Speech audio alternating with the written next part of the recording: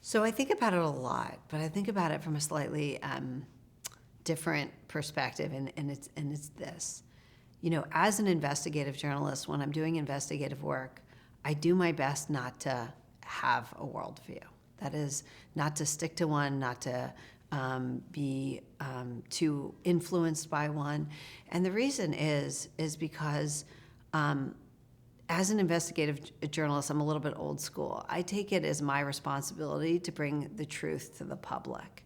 And I'm bringing the truth to the public that may have very different views from mine on a whole host of issues.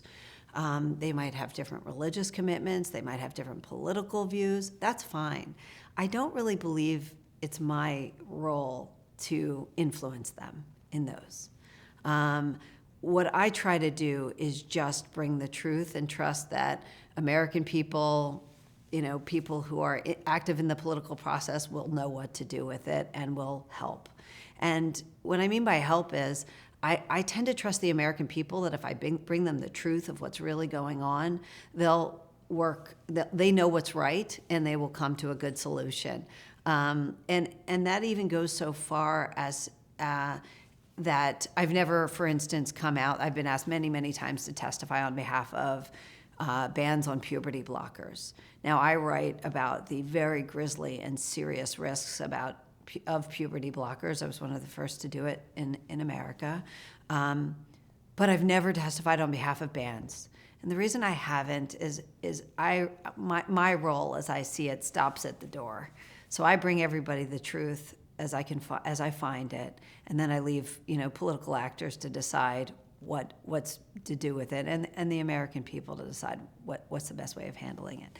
Now, that said, I do have one big prejudice, and that is I really, really don't like being lied to, and I don't like being manipulated. It's completely constitutional for me. I don't like being asked to participate in a lie, and I have an extremely strong discomfort with lies. I think they're, you know, people throw around the word dangerous a lot, you know, things that cause harm that really don't cause harm. But I actually believe that lies are harmful, because if we don't know what's true, we can't protect ourselves. So I guess that's one, you know, strong prejudice I have that I'll just be upfront about. But the rest I do try to divest myself of, at least for the course of an investigation. Gotcha.